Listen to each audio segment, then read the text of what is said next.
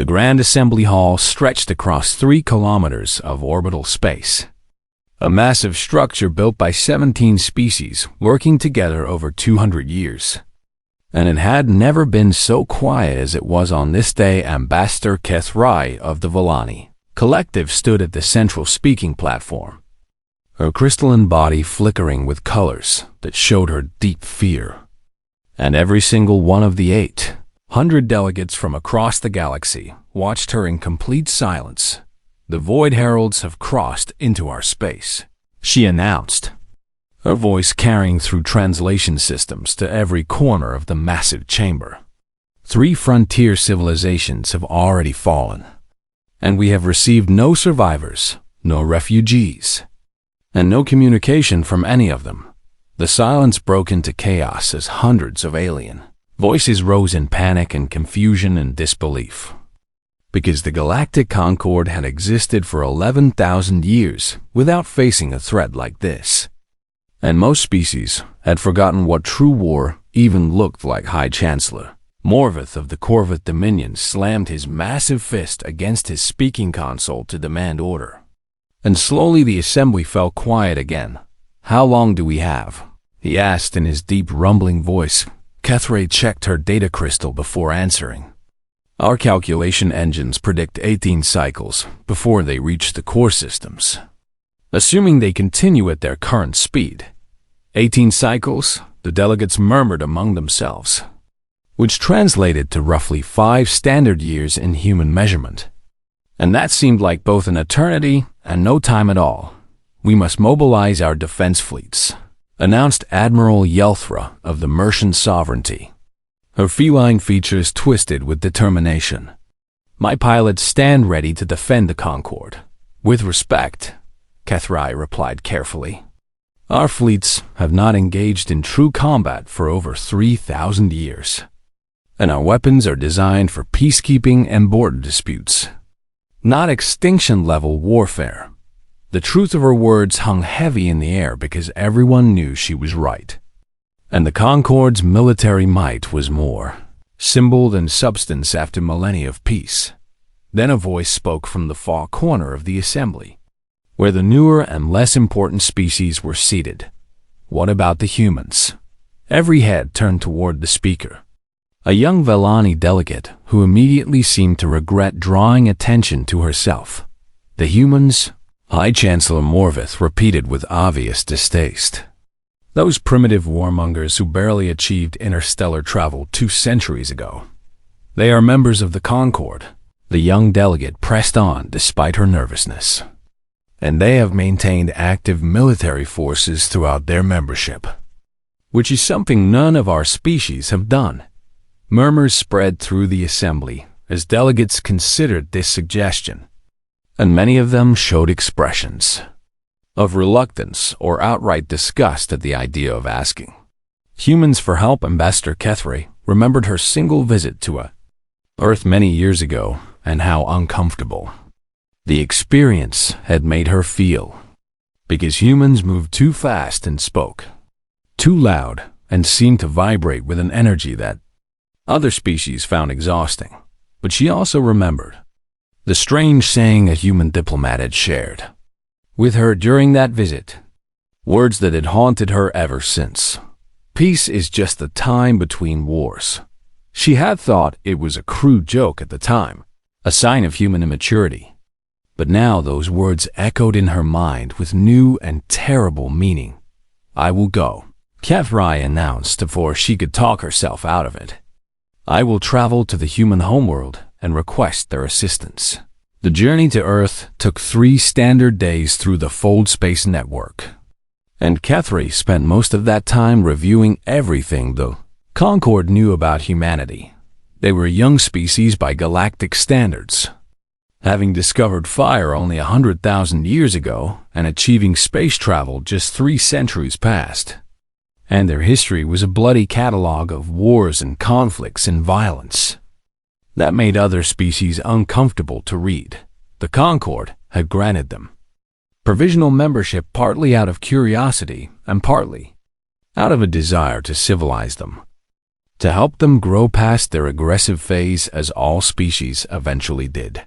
But humans had never quite fit the pattern that the Concord expected, and they had maintained their military traditions even as they participated in peaceful galactic society, which the other species viewed as either quaint or concerning. Depending on their perspective, HFY arrived at the human orbital station called Armstrong and was immediately struck by how different it felt from Concord facilities, because everything here was functional rather than beautiful, designed for efficiency rather than aesthetics. A human officer met her at the docking bay, a young man with skin the color of dark wood and a smile that seemed genuine despite the circumstances. Ambassador HFY. He greeted her with a slight bow. Admiral Chun is expecting you, and if you will follow me. They walked through corridors that buzzed with activity, past humans in uniform who moved with purpose and spoke in quick, sharp sentences.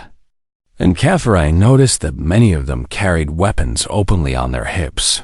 The Admiral's office was located at the heart of the station, and HFY found herself facing a human female of middle age with gray streaking her black hair and scars visible on her face and hands.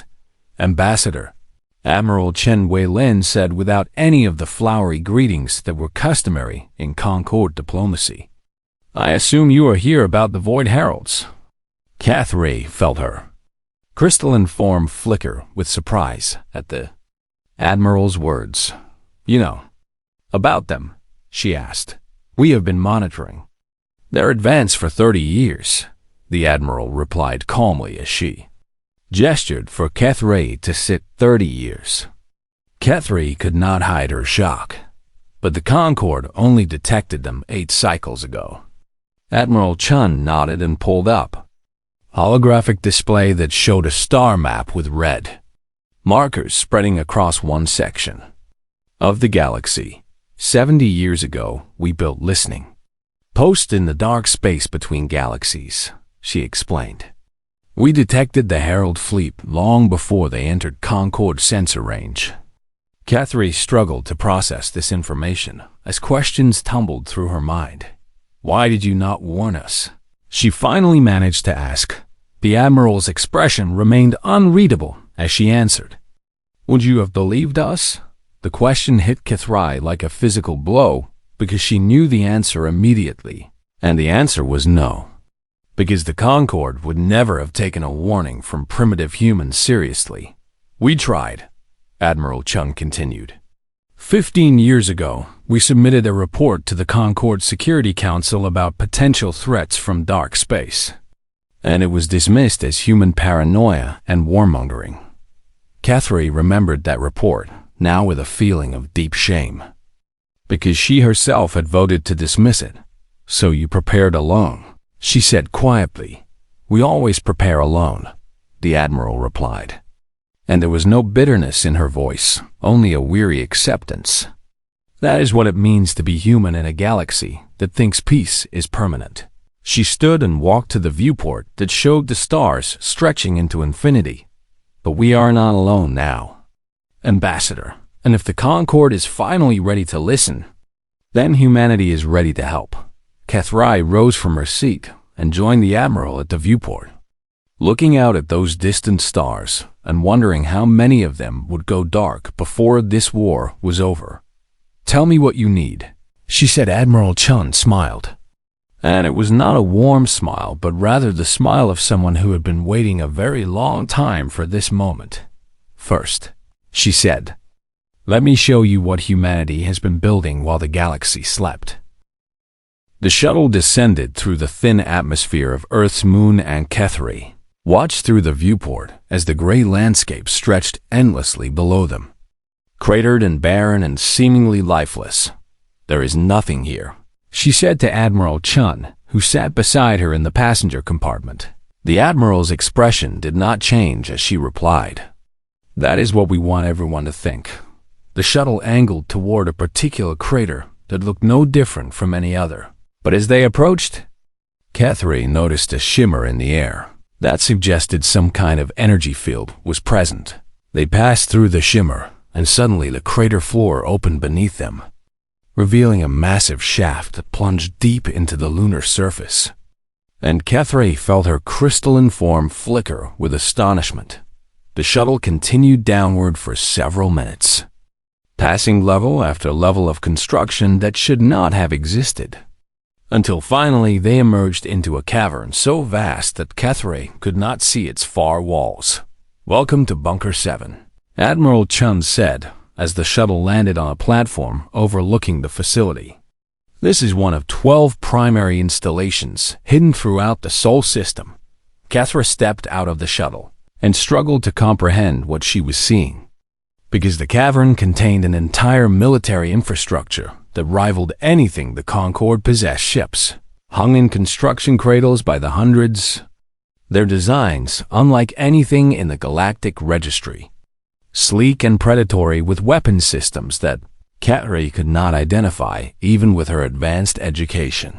Thousands of humans moved through the facility in organized patterns, some working on the ships while others trained in combat exercises, and the sound of their activity created a constant hum of purposeful energy.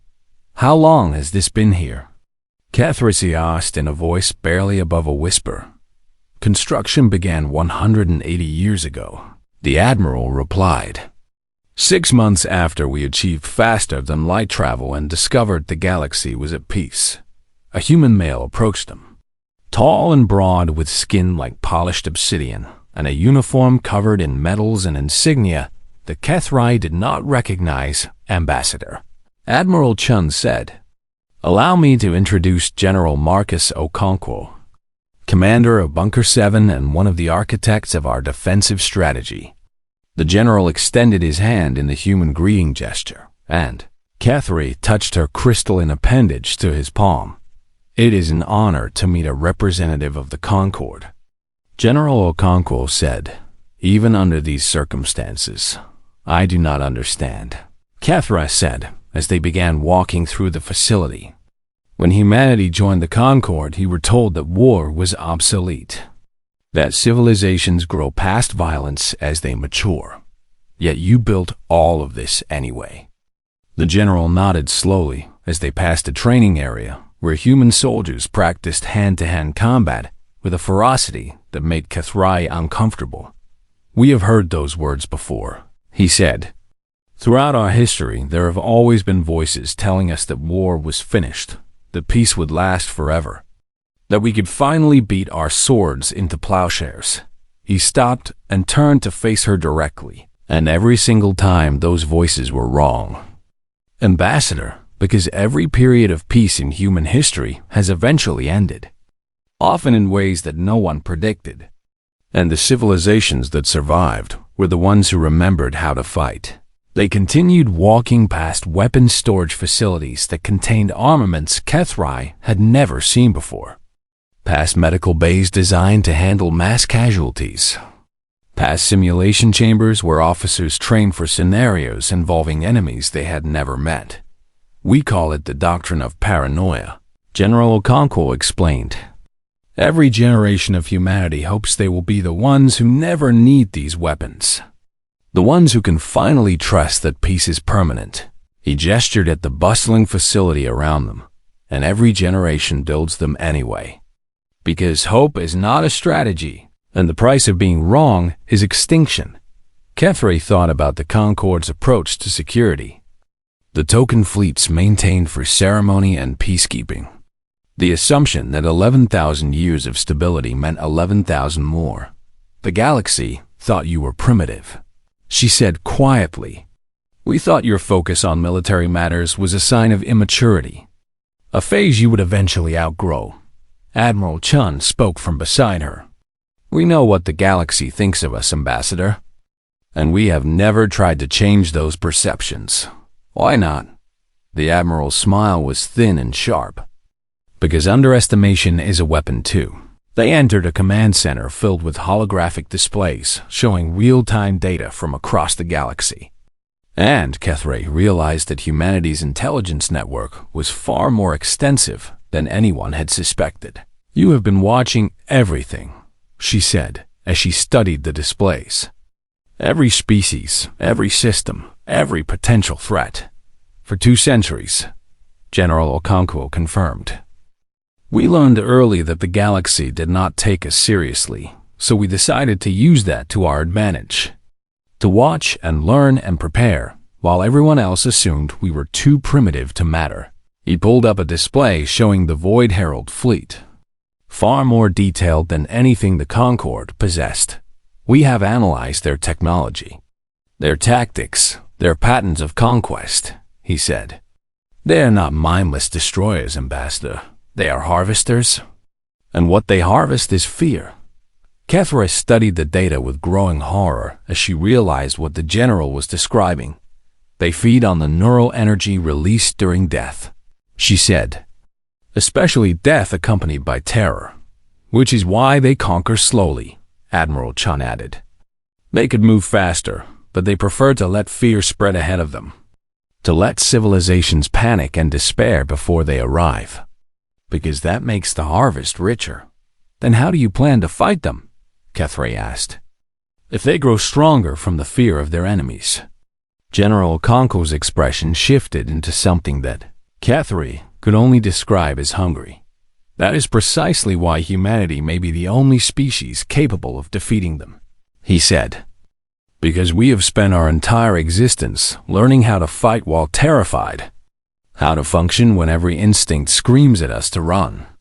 How to turn fear into fuel rather than paralysis. He pulled up another display showing human soldiers in combat situations throughout history. Facing enemies that should have destroyed them. Fighting in conditions that should have broken them. Fear does not stop humans, he said. It makes us dangerous. Admiral Chen stepped forward and placed her hand on Catherine's shoulder in a gesture that felt strangely comforting. We are not asking the Concorde to let us fight alone, she said. We are asking for the chance to teach the galaxy what humanity has learned through thousands of years of bloody experience. Catherine looked around at the facility, at the ships and weapons and soldiers that represented 2 centuries of secret preparation. And she felt something she had not expected to feel: hope. The Concorde Assembly will need to approve any alliance, she said. And there are many who still view humanity with suspicion. Then convince them, General Okonkwo said simply. Because the Void Heralds will not wait for the galaxy to overcome its prejudices, and when they arrive, only those who prepare will survive. Catherine nodded slowly and made her decision. I will return to the assembly, she said, and I will tell them the truth about humanity, about what you have built here, about what you offer. Admiral Chine smiled, and this time there was warmth in it. That is all we ask, Ambassador. The chance to prove that being prepared for war is not the same as wanting it. As the shuttle carried her back toward the stars, Catherine found herself thinking about the human phrase she had once dismissed as barbaric. Peace is just the time between wars. Perhaps the humans had been right all along. And perhaps the galaxy needed to learn that lesson before it was too late. The vote in the Grand Assembly was closer than anyone expected, with 412 species voting in favor of the Human Alliance and 435 voting against. But in the end, the abstentions from the Yend frontier worlds tipped the balance because they knew better than anyone what was coming 2 weeks. Later, the first Concorde delegates arrived at the human military station in orbit around Mars. And what they found there changed everything they thought they knew about warfare. Commander Yothra of the Mercian Sovereignty stood in the observation deck overlooking the main training facility, her feline eyes wide with disbelief as she watched human soldiers running combat drills in conditions that would have killed most species. They are training in 3 times standard gravity, she said to her human escort, a young officer named Lieutenant Colonel Sarambeki. While wearing full combat armor and carrying heavy weapons. Standard conditioning, Mackie replied with a casual shrug. We increase the difficulty by 10% every week until they reach their limits. Then we push past those limits. Yelthra watched as a squad of humans completed an obstacle course that involved climbing, swimming, fighting, and problem-solving, all while instructors shouted at them and threw simulated grenades at their feet. "And this is how all human soldiers train?" she asked. "This is basic training," Meki said. "The Special Forces programs are considerably more intense." Below them, a human soldier stumbled and fell, and Yelthra expected the instructors to help him up, but instead, they increased the pressure, forcing him to rise on his own and continue the course. "Why do you push them so hard?" Yelthra asked. "Surely, there must be limits to what the body can endure." Becky turned to face her with an expression that was neither cruel nor kind. Simply matter of fact. "The Void Heralds will not give our soldiers a break when they are tired," she said. "They will not pause the battle because someone is struggling. So we train our people to function when every part of them wants to quit, because that is when battles are won or lost." Over the following weeks, Yelthra learned more about human military doctrine than she had ever wanted to know. And she began to understand why the galaxy had underestimated this species for so long. Humans did not just train their bodies. They trained their minds, studying tactics and strategy and psychology and xenobiology, learning how to fight enemies they had never seen by understanding the principles that governed all conflict. "A soldier who only knows how to shoot is a weapon," Maki explained during one of their many conversations. "A soldier who understands why they fight and how the enemy thinks is a force multiplier, capable of adapting to situations that no one predicted." Meanwhile, the combined fleet gathered in the Terran system, bringing together ships from over 300 species and the largest military force ever assembled in galactic history. Admiral Chun established a joint command structure that placed human tactical officers alongside commanders from every major Concord species, and the process was not smooth, because centuries of assumptions had to be overcome. High Chancellor Morvith of the Corvith Dominion initially refused to take orders from any human, declaring that his species had ruled empires while humanity was still living in caves. "With respect, Chancellor," Admiral Chun replied during a particularly tense meeting, "your empires fell because you assumed your enemies would fight the way you expected. And that is exactly the mistake the Void Heralds are counting on us to make."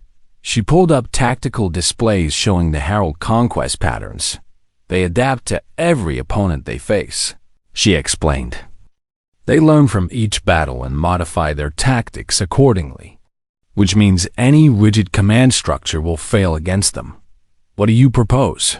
Morvith demanded. "Flexible response doctrine," Chun said. "We train every unit to operate independently when necessary, to make decisions based on the situation rather than waiting for orders from above, to think like predators rather than prey." The concept was alien to most Concord species, who preferred rigid hierarchies and clear chains of command. But they had no better alternatives, so they agreed to try the human approach. Lieutenant Colonel Becky was assigned to work with immersion pilots, a task she approached with her typical directness. "Your pilots are the best natural flyers in the galaxy," she told Commander Yelthra. "Your reflexes are faster than anything we can match, and your spatial awareness is beyond anything humans possess." Yelthra felt pride swelling in her chest at the praise. "But you have never fought an enemy who wants to kill you," Becky continued. "Your combat experience is limited to ceremonial duels and border skirmishes where both sides follow rules. And the Void Heralds do not follow rules." The Mercian commander felt her pride deflate somewhat. "Then teach us," she said. "Teach us how to fight like humans." What followed was the most intense training Yelthra had ever experienced. Pushing her pilots through simulations that grew progressively more brutal. Scenarios where the enemy cheated, where allies turned traitor, where victory required sacrifice. Many of her pilots broke under the pressure and had to be reassigned. But those who remained emerged stronger than before. Their natural abilities now combined with a human understanding of total war Similar transformations occurred throughout the fleet as human trainers worked with every species, adapting their methods to each culture while instilling the core principles that had kept humanity alive through millennia of conflict. Never assume the battle is won until the enemy is destroyed. Plan for everything to go wrong. Fear is natural, but surrender is a choice. Your enemy is not a monster. They are a problem to be solved. The Vellani learned to use their calculation engines for battlefield prediction rather than economic modeling, and their projections became terrifyingly accurate. The Corvus Dominion discovered that their massive numbers could be an advantage rather than a liability, if properly coordinated, and their shock troops began training in boarding, tactics that human marines had perfected centuries ago. Even the pacifist species found ways to contribute, providing medical support and logistics and intelligence analysis that freed combat-capable forces for the front lines. 4 months after the alliance was formed, Admiral Chun called a General Assembly to review their progress. "We have achieved something unprecedented," she announced to the gathered commanders. "A truly unified fighting force composed of species who barely trusted each other a year ago." She paused and let her gaze sweep across the assembled faces. "But I will not lie to you, because the Void Heralds have destroyed civilizations far older and more powerful than our alliance, and they will not be easily defeated." Commander Yelfra found herself speaking before she could stop herself. "Then, why do you believe we can win?" Admiral Chun smiled, and there was something fierce and proud in her expression. "Because they have never faced an enemy like this," she said. "They have conquered species who fought alone, who relied on single advantages, who broke when their plans failed." She activated a holographic display showing the combined fleet in all its diversity. "We are different, Commander. We are not one species with one strategy. We are hundreds of species combining thousands of years of knowledge and experience. And when one approach fails, we will have dozens more ready to deploy." She turned back to face the assembly. "The Void Heralds expect prey. They expect fear. They expect surrender. And we are going to show them what happens when prey fights back with everything it has." A cheer rose from the assembled commanders, a sound that combined hundreds of different voices and languages and cultures into a single expression of defiance. In her seat near the front, Cathay felt tears forming in her crystalline eyes, because she finally understood what made humanity dangerous. It was not their weapons or their tactics or their willingness to fight. It was their ability to inspire others to fight alongside them as the fleet prepared for the coming battle. She found herself believing, perhaps for the first time, that they might actually have a chance.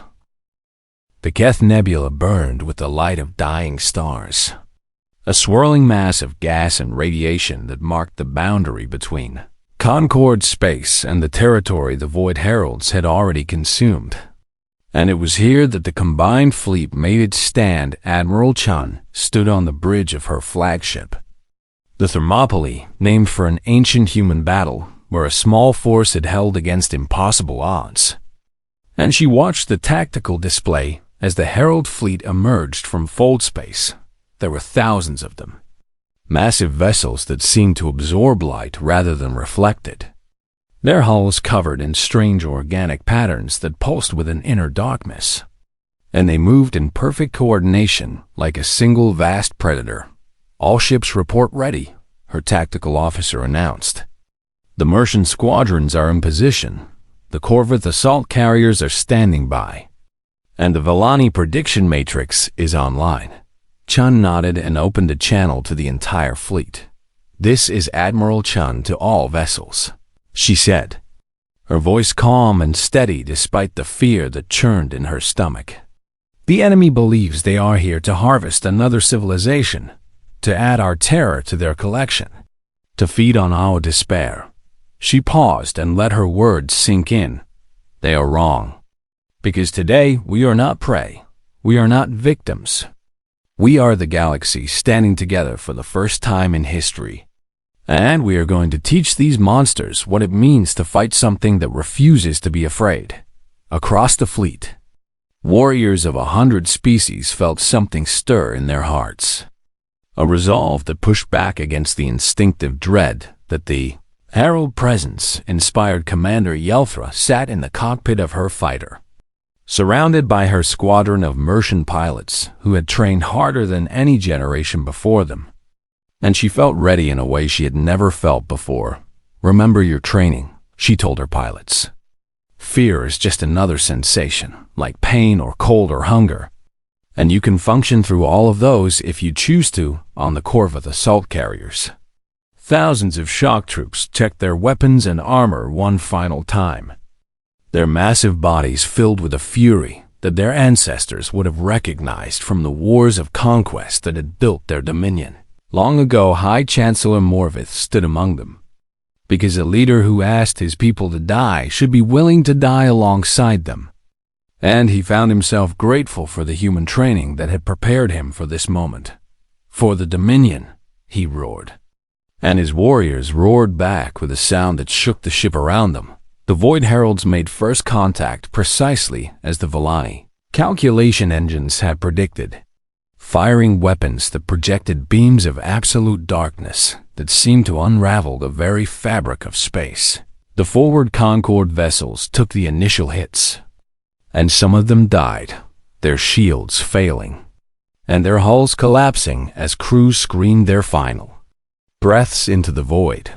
But the fleet did not break. Admiral Chun watched her display as the human contingent executed their first maneuver, scattering from formation in patterns that looked like chaos but were actually precisely calculated responses to the enemy attack. The heralds are adjusting their targeting, her tactical officer reported. They seem confused by our movement patterns. Good, Chun replied. Execute Phase 2. Throughout the nebula, hidden devices activated that the humans had spent weeks positioning. Gravitational generators that warped space itself into shapes that the Herald fleet was not prepared for. Enemy vessels suddenly found themselves caught in artificial gravity wells that disrupted their formation, pulling them off course and separating them from their support ships. Phase 2 is working, the tactical officer announced. Herald cohesion is breaking down. All squadrons engage, Chun ordered. And the real battle began. Yelthra led her pilots into the chaos with a scream of predatory joy, because this was what the Mercian had been born for. This dance of death among the stars that their peaceful centuries had denied them. Her fighters moved through the confused herald formation like blades through flesh, striking at vulnerable points that human intelligence had identified during months of analysis. And enemy ships began to die. But the heralds were not helpless. They adapted faster than anyone had expected, reconfiguring their formations to compensate for the gravity wells. And their counterattack claimed dozens of Mercian fighters in seconds. Yelthra watched her display as pilots she had known for years vanished in bursts of dark light. And she felt the fear trying to overwhelm her, trying to freeze her muscles and cloud her thoughts. Then she remembered what Lieutenant Colonel Becky had taught her. Fear is fuel, she whispered to herself. And she pushed her fighter harder into the enemy formation, drawing Herald attention away from her surviving pilots on the assault carriers. The Corvus shock troops launched toward the nearest disabled Herald vessel. Their boarding pods, designed by human engineers to penetrate any hull. Morvith was among the first wave, his massive body strapped into a pod that screamed through space toward the enemy ship. And when they breached the hull, he led his warriors into corridors that seemed to writhe with his organic darkness. The heralds fought back with weapons that were part of their own bodies, blades and tendrils and sprays of corrosive fluid. And Corvith warriors died in numbers that would have broken any force that had not been prepared. But human trainers had shown them footage of the Herald interior, had prepared them for the horror of fighting an enemy that was as much nightmare as machine. And the shock troops pressed forward for the Dominion, Morvith roared again as he crushed a Herald warrior beneath his armored fist. For the Alliance, the battle raged for hours that felt like years, and the combined fleet suffered losses that would have seemed catastrophic in any previous conflict. But they did not retreat, and they did not surrender, Admiral. Chun watched her display with growing concern as the Herald fleet began to push back against their assault. Because the enemy was learning from every exchange, adapting to every tactic. "We are losing momentum," her tactical officer warned. "If this continues, the Herald formation will stabilize and we will be overwhelmed." Chun had known this moment would come. The moment when the first plan failed and everything depended on what came next. "Signal the second fleet," she ordered. "Execute contingency Omega, deep in the nebula, hidden by radiation and gravity distortions." A second human fleet powered up their engines and prepared to enter the battle. This force had been held in reserve, unknown even to most of the Alliance commanders, because humans had learned long ago that the greatest advantage in war was the ability to surprise. The second fleet emerged behind the Herald formation, catching them in a crossfire that the enemy had not anticipated. And suddenly, the momentum of the battle shifted, but the Heralds adapted again, splitting their forces to engage both threats. And Chun realized that even this would not be enough. "We need to end this decisively," she said, more to herself than to her crew. "If we let them escape, they will learn from this battle and return stronger." She made a decision that she had hoped to avoid. "Signal the third fleet," she ordered. "Full attack, all contingencies." Her tactical officer stared at her in shock, because even he had not known about a third fleet deep within the nebula, hidden in a region that every navigation computer insisted was impossible to traverse. The third human fleet activated their drives and began their approach. They used a navigation technique that the Concord had declared suicidal centuries ago, threading through gravity storms and radiation pulses that should have destroyed any vessel. But human pilots had been practicing this route for months. When the third fleet emerged in the heart of the Herald formation, the enemy finally experienced something they had not felt in millennia: surprise. Followed by fear, the Herald command ship, a massive vessel that coordinated the entire fleet, suddenly found itself surrounded by human warships that had appeared from nowhere, and before it could respond, boarding parties were breaching its hull. Admiral Chun watched the tactical display as human Marines and Corvette shock troops fought their way toward the Herald Command Center, and she felt hope building in her chest. "All vessels," she announced, "press the attack. Give them no time to recover, no room to retreat, no hope of survival." The combined fleet surged forward with renewed fury, and the Battle of Threshold entered its final phase. The Herald command ship was dying around them, its organic walls pulsing with strange colors as its life force bled into the void. And Lieutenant Colonel Saram Becky led her combined assault team deeper into its heart. Human Marines fought alongside Corvette shock troops, moving through corridors that seemed to shift and change with every step. And the Heralds threw everything they had at the invaders. But it was not enough. Becky had studied these creatures for years, had learned their patterns and predicted their responses. And she guided her team through the nightmare with the calm precision of someone who had prepared for this moment her entire career. "Command center is ahead," she announced through her helmet communicator. "All units prepare for final breach." High Chancellor Morvith stood beside her, his armor scarred from a dozen wounds that would have killed a lesser being. And he felt a respect for this small human that surprised him. "You fight well," he said as they approached the massive doors that separated them from their objective. For a species so young, Becky glanced at him with a thin smile. "Youth has its advantages, Chancellor. We have not yet learned what is supposed to be impossible."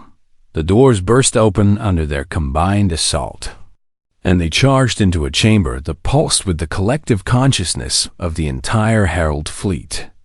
A network of organic machinery that that linked every enemy vessel in perfect coordination.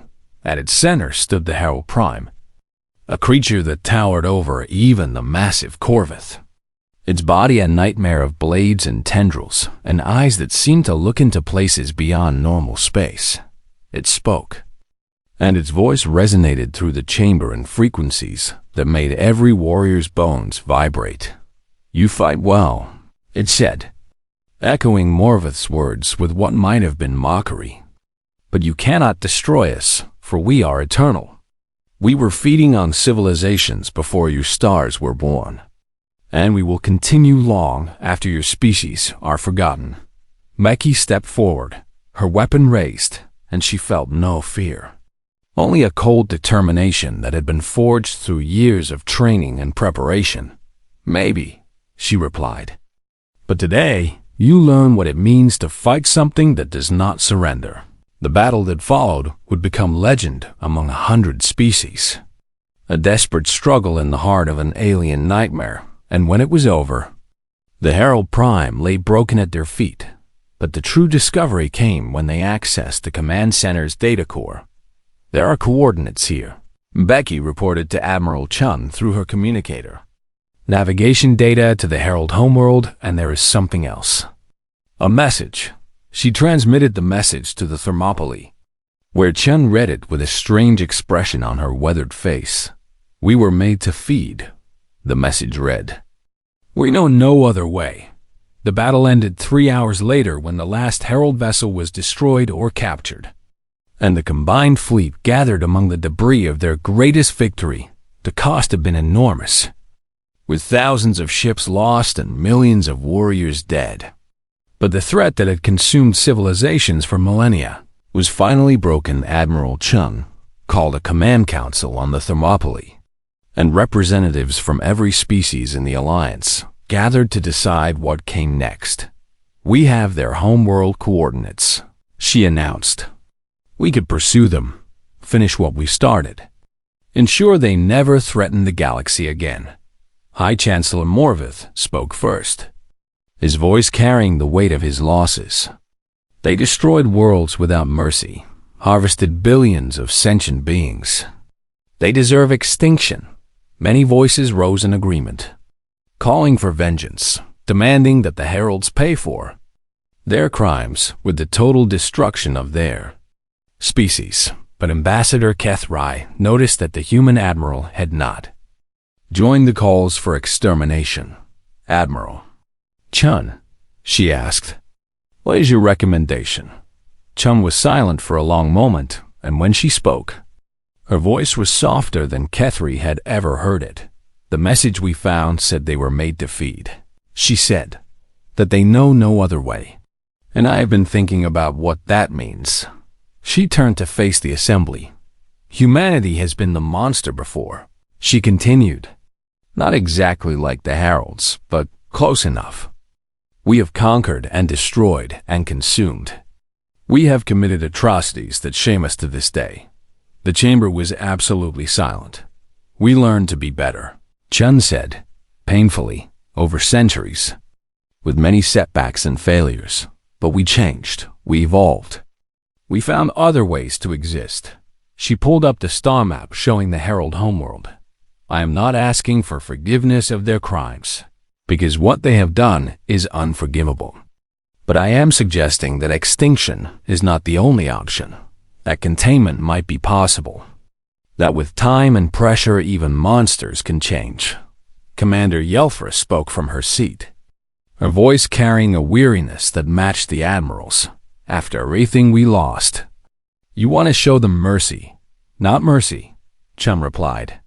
"Patience, because true victory is not just destroying your enemy. It is creating a future where they are no longer your enemy."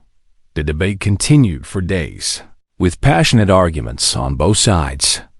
But in the end, the Alliance voted to contain rather than destroy. Human ships would lead a permanent containment force around Herald space, watching and waiting, ready to respond if the threat emerged again, but also ready to offer guidance if the Heralds chose to change. Kethri approached Admiral Chun after the final vote, finding her alone on the observation deck.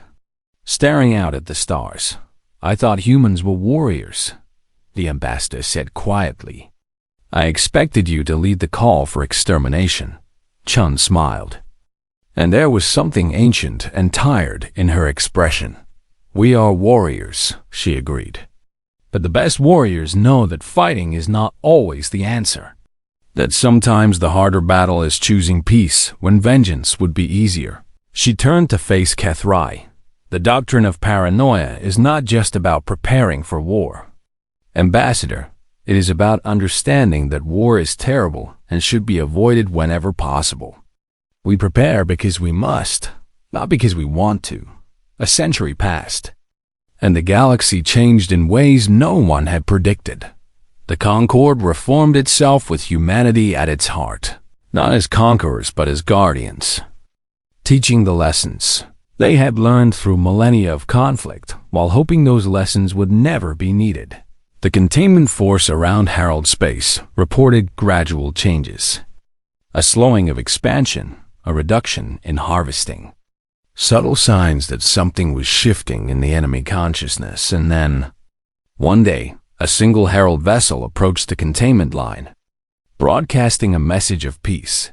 The first Herald ambassador arrived at the Grand Assembly 112 years after the Battle of Threshold, and it was smaller than its ancestors, quieter, its form suggesting evolution rather than conquest. "We wish to learn," it said through translation systems that struggled with concepts the heralds had never expressed before. "We wish to find another way."